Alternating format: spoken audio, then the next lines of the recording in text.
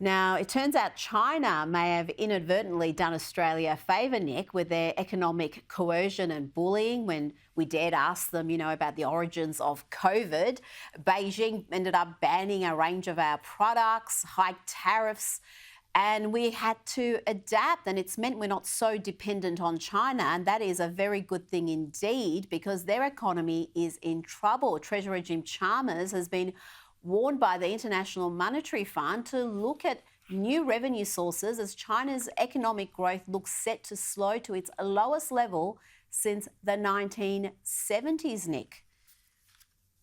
Yeah, no, I think so. And I think, as you say, China does a big favour.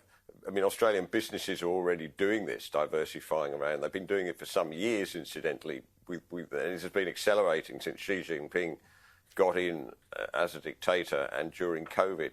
By the way, have they actually told us where that COVID bug came from, Rita? I didn't hear it. But, I think this is what we have to do. We've got to stop our reliance on China. And if that means ditching this renewable energy policy in which China becomes, Beijing becomes a Saudi Arabia of the solar panel world. We have to take every panel from them.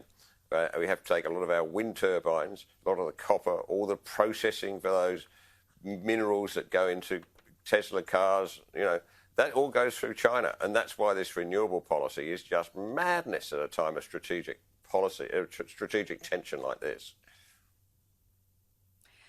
Well, it comes as President Joe Biden has tripled tariffs on Chinese steel and aluminium, dismissing concerns of a new trade war. Nick, is this just an attempt by the Biden administration to appear tough on China after much criticism? And how do you think Beijing is going to respond?